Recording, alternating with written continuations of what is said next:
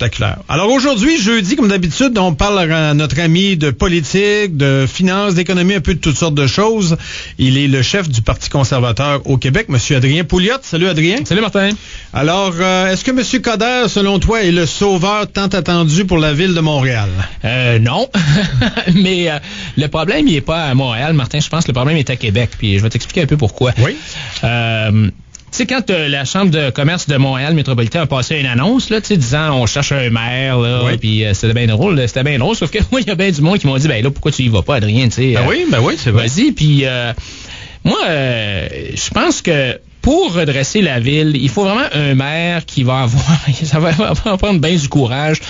Mais je pense que au-delà des questions de corruption, puis au-delà aussi des questions de structure, je pense qu'il y a vraiment un gros problème de productivité à la ville. Tu sais, on a des employés municipaux syndiqués mur à mur avec des conventions collectives qui leur donnent des avantages incroyables. Tu sais, et des fonds de pension incroyables. Des fonds de pension. Ils sont payés plus cher que le privé. Ils travaillent moins d'heures que le privé. Ils ont des avantages marginaux qui coûtent tu sais, comme 30-40% de plus que dans le privé, des vacances, des trucs de même. Puis en plus, ils ont la sécurité d'emploi qu'il n'y a pas un seul employé dans le privé qui pourrait avoir. Tu sais. Alors donc, il y a vraiment, d'après moi, un gros problème de productivité. Et pour arranger ça, vraiment, il faudrait que le nouveau maire, d'abord, se dise, OK, c'est quoi la mission centrale, la mission essentielle de la ville? Tu sais? Et quand tu regardes, là, il y a 29 000 employés à la ville, tu sais. Puis quand tu regardes le budget, là, c'est bien évident qu'ils font des affaires qui sont pas essentielles. Tu regardes tous les comités, toutes les patentes, c'est tentaculaire. Oui. Alors donc, vraiment, il faudrait, que le maire laisse tomber des choses. Je vais donner un exemple. Les logements sociaux. Pourquoi est-ce qu'il faut que la ville administre des logements sociaux? Pas besoin d'administrer des logements sociaux. Il faudrait très bien, tout simplement, vendre tous les logements sociaux à une entreprise qui administrerait ça, tu sais.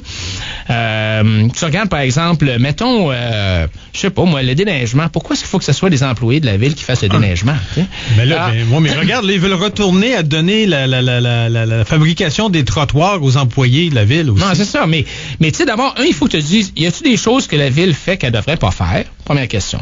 Si oui, on les laisse tomber. Je sais que ça va choquer du monde, mais la ville n'est pas obligée de tout faire ce que... C'est un peu le modèle La Bombe qu'il est en train de faire à Québec. Puis là, il est en train de privatiser beaucoup de secteurs. Il y a deux choses. Il y a des choses que la ville ne devrait pas faire, point. Il y a des choses que la ville doit faire, mais elle n'est pas obligée de les faire elle-même. Elle pourrait les faire par des tiers, donc en sous-traitance. Et c'est un peu ce que le maire La Bombe essaie de faire. Par exemple, les bibliothèques à Québec, il a dit, ben moi, au lieu d'avoir des employés municipaux qui gèrent ça, je vais donner ça à une entreprise là, qui faisait ça. Là. Alors donc, c'est un peu le même principe. Et le modèle à suivre, pour moi, c'est le modèle de Stephen Goldsmith à Indianapolis. Quand il est arrivé là, lui, c'est un gars il est arrivé là en disant, moi, je vais tout privatiser. Et finalement, il a regardé, il a fait le tour, et puis il a conclu que non, c'est pas ça que je vais faire. Je vais mettre le public en concurrence avec le privé. Donc, je vais aller en appel d'offres, mettons, pour les poubelles, le déneigement, l'entretien des parcs, whatever. Ils avaient même dans la ville, je pense, un département qui faisait des microfiches. Alors ça, il l'a fermé, par exemple, les microfiches. Il a dit, plus besoin de microfiches, on laisse faire les microfiches. Mais il est allé en appel d'offres pour d'autres choses et il a sauvé des centaines et des centaines de milliers de dollars. Et les syndiqués ont dû devenir productifs aussi, là. Ben là, alors là, les syndiqués, évidemment, ont été obligés de se mettre au pas, puis ils sont allés voir le maire, puis ils ont dit, oui, mais nous, on voudrait être compétitifs, mais pour être compétitifs, il faudrait qu'on laisse tomber les 26 étages de cadres qui nous surveillent. Puis, on veut faire des changements dans la façon de travailler. Alors donc, ça a fonctionné là-bas, mais si le maire, que ce soit Coderre ou n'importe qui d'autre, à Harel ou Bergeron, s'ils veulent faire ça, ils auraient besoin de l'appui de Québec, parce que il faudrait changer les lois du travail, il faudrait changer la charte de la ville. Mais sais-tu, j'ai eu le président d'École Bleue il y a quelques semaines de ça en studio, puis j'ai proposé ça, exactement ce que tu dis. J'ai dit, l'accepteriez-vous? Il dit oui, on irait. En compétition contre le privé, on serait prêt à l'essayer. Il m'a dit ça. Je ne sais pas qu'il va le faire, mais il a dit ça, le président. Écoute, je suis pas surpris parce que si regardez ce qui est arrivé à Indianapolis, l'école bleue d'Indianapolis ont gagné quelque chose comme 80% des contrats parce que l'école bleue connaissent où sont les problèmes, ils ont l'expertise, ils savent où sont les pertes de temps et ces gens-là sont capables de se mettre au travail quand c'est leur business. Oui, quand c'est leur job qui en dépend. Absolument. Là. Mais mettons que c'est peut-être pas nécessairement tous les présidents de syndicats à la ville de Montréal qui sont d'accord. En tout cas, ça prendrait sûrement un parti ou un chef à Québec, à l'Assemblée nationale, qui serait prêt à faire ces changements-là de façon à ce que la ville ait les outils pour faire les changements requis. En tout cas, M. Coderre a réalisé ce matin que la politique municipale et la politique fédérale, c'est bien différent. Oui, absolument. Parce que là, tu es dans les services de proximité. C'est ça. Proche du peuple. Tu es proche du peuple, c'est pas comme... Ottawa, c'est une bulle. Ottawa, j'ai travaillé là. Tu es comme dans une bulle, Ottawa. Il n'y a pas grand monde qui se présente aux conférences de presse, là, pour les caméras. Là. La défense, l'immigration, il y a bien des affaires. C'est ça.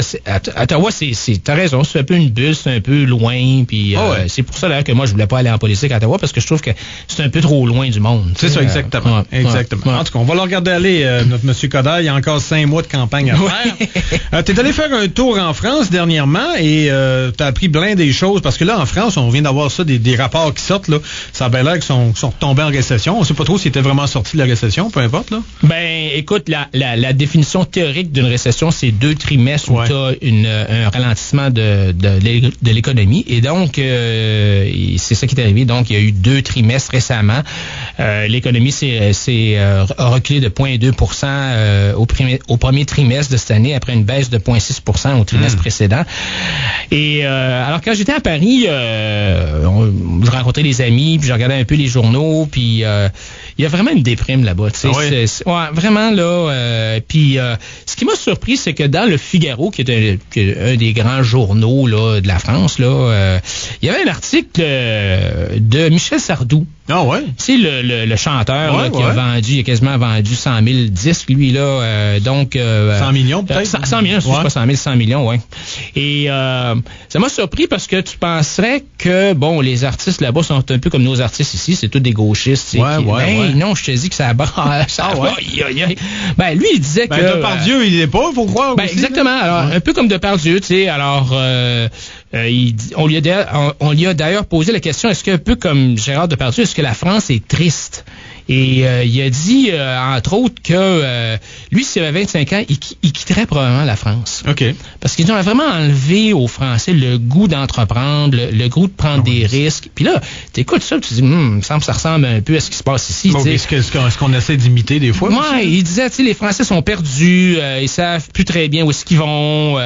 Les dirigeants de la France donnent vraiment l'impression qu'ils naviguent à vue, tu sais, donc ils vont au pif. Et ça, peu importe la couleur de politique là, des gens qui sont au pouvoir, il dit qu'on dirait que vraiment que les politiciens ont les pieds et les poings liés. Ils n'ont plus de marge de manœuvre.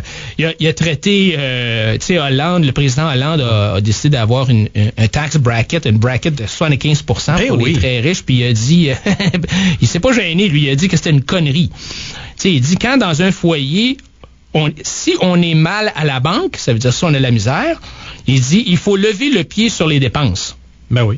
Tu sais, on sait tout ça, mais dans nos budgets. Mais les politiciens, aux autres, il y a ça d'augmenter les revenus, les taxes, les impôts. C'est tout le temps ça qu'ils font. Puis, tu sais, je lisais ça, puis je me disais, mon Dieu, que ça ressemble au Québec. T'sais, alors, on lui a demandé, par exemple, qu'est-ce qui manque à nos hommes politiques? Et du courage. C'est ça qu'il a répondu. Puis c'est vrai. Alors, moi, mes amis qui sont en France, ils sont vraiment un peu comme ça. Là, ils sont perdus, ils savent plus trop. Ils ont de la difficulté un peu à mettre le doigt sur le bobo, mais ils voient très bien que ça marche pas. Et en fait, le doigt sur le bobo, c'est que c'est un État qui est de plus en plus gros, qui taxe, puis qui gouverne. C'est réglementé là-bas. Quand tu as une récession là en France, puis tu es un employeur, là, t'es vraiment à le prix. Tu peux pas baisser les salaires, tu peux pas congédier les gens, tu peux pas rapetisser ton entreprise, tu peux pas sauver les meubles. Pour protéger, c'est incroyable. Alors donc, ça m'a fait un peu... je me disais, wow, est-ce que c'est vers ça que le Québec s'en va? Si ça continue avec les gens qu'on a là. Ouais, mais en tout cas, on va espérer qu'ils ne seront pas là trop longtemps.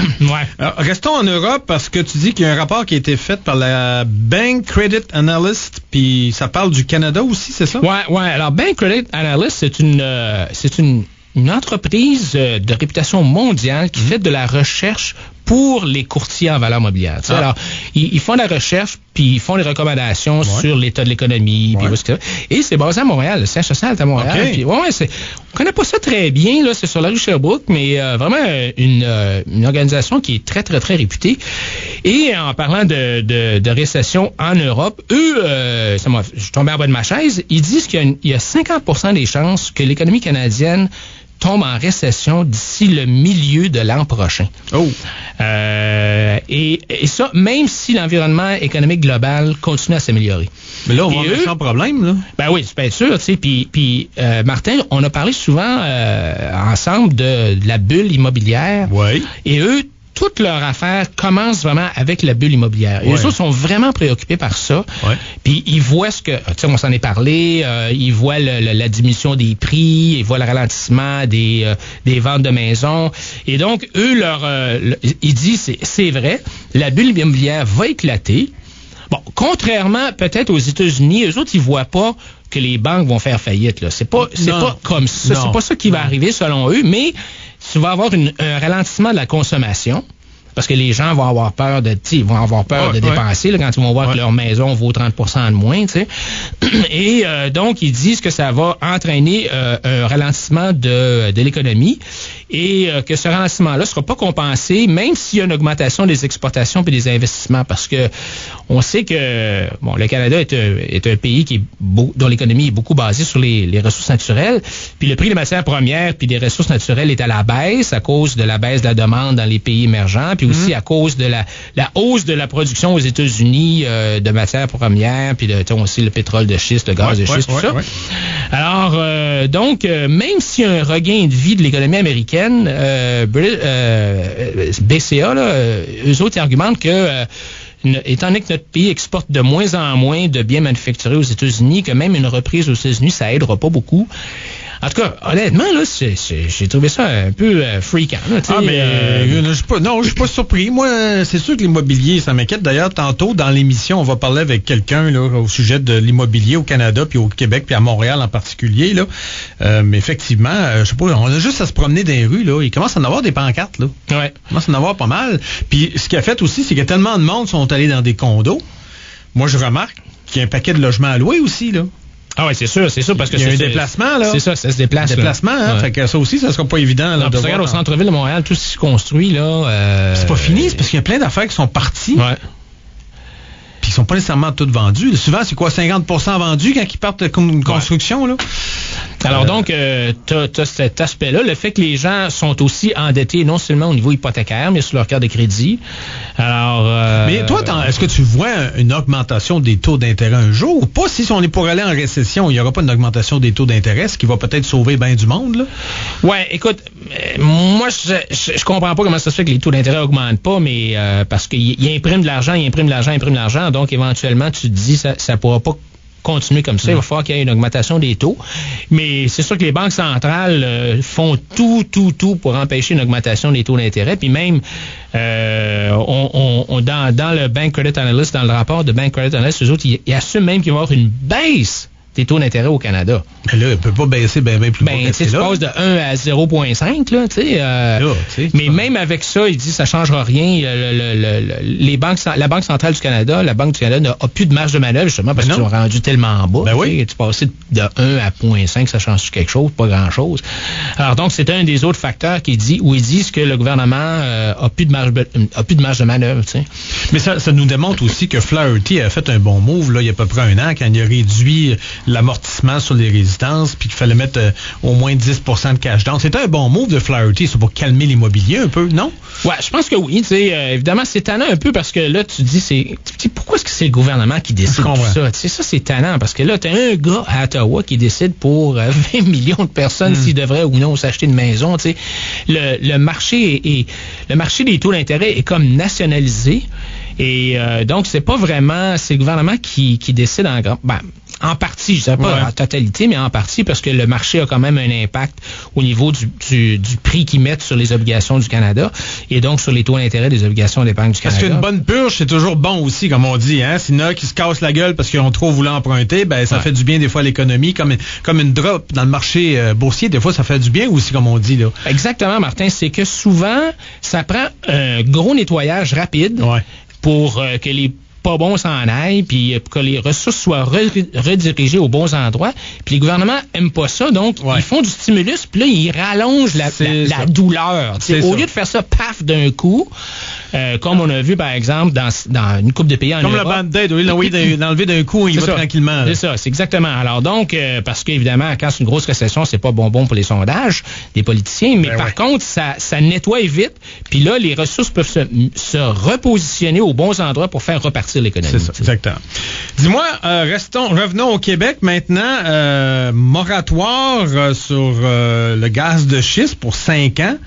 De notre Parti québécois. Qu'est-ce que tu penses de tout ça? Madame Maroitoire. Maroitoire. Maroitoire.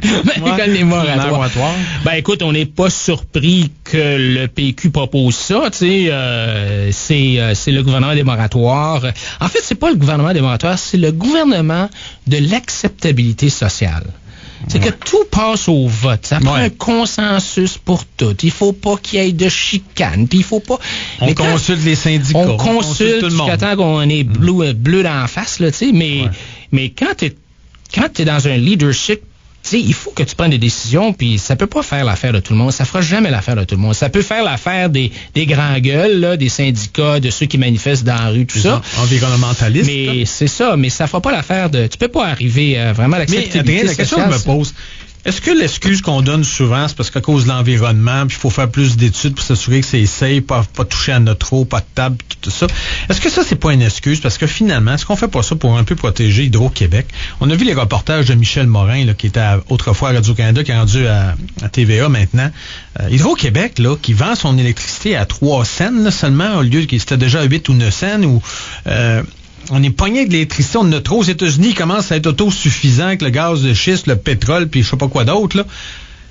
Si on avait des gaz de schiste en plus, notre Hydro-Québec, on aurait encore plus de surplus, non? Ouais, moi je pense que Mme Marois voit même pas aussi loin que ça. Ah non? Non, je pense pas. Moi je pense que vraiment c'est des gens qui sont... c'est M. Blanchette, puis toute cette gang-là, là, le ministre des Ressources naturelles, puis le ministre de l'Environnement, tout ça, c'est tous des gens qui sont à la solde des environnementalistes, puis des gauchistes, et qui veulent, comme je te dis, là, arriver à l'acceptabilité sociale. Ce qui est un peu étonnant, moi, ce qui m'a surpris, Martin, c'est que l'Assemblée nationale a passé en février 2012, donc il y a à peu près plus qu'un an, une motion en faveur, qui demandait un moratoire sur l'exploration, l'exploitation puis la fracturation hydraulique jusqu'à temps qu'une nouvelle loi cadre soit adoptée. Et François Legault a voté pour. Puis là, aujourd'hui, François Legault, il vote contre. Et tu sais, il faudrait qu'il se branche, là. Tu sais, je veux dire, je sais pas pourquoi il a voté pour il y a un an, mais il faudrait que sa boussole, là, est un peu détraquée, tu sais. Ou ben non, il est pour, ben non, il est contre, mais là, en 2012, il était pour le moratoire. En 2013, il est contre le moratoire. On sait plus ce qu'il veut. Et ça me surprend un peu de la part de quelqu'un qui est supposé être en faveur de l'économie. Tu sais, je comprends que Québec solidaire, puis cette gang-là, Option nationale, puis le PQ, eux autres, l'économie, c'est pas important, puis il faut que tout le monde soit content, puis qu'on aide dans l'acceptabilité sociale, mais je comprends pas comment ça se fait que la CAQ, puis que François Legault puisse changer son fusil d'épaule comme ça. Ça démontre peut-être qu'ils sont pas tous d'accord à l'intérieur du parti. Ben ouais, ça c'est un bon point. Moi, ça doit brasser dans les réunions, dans les caucus. Oh, ça doit brasser pas mal, moi dire, Martin, parce que il y a trop, c'est tellement contradictoire ce qu'ils font. Tu sais, des fois ils font quelque chose, ils disent ah ouais, ça c'est un bon coup, ils ont raison. Puis 2 semaines après ils vont dire quelque chose qui est complètement flyé, complètement. Ça doit brasser pas mal à la CAQ. Là. Eh bien, on va suivre ça de près, évidemment. Adrien, merci encore d'être venu faire un tour merci, Martin. Jeudi, puis probablement qu'on se reparle la semaine prochaine. OK. Sur ce, on s'en va à la pause.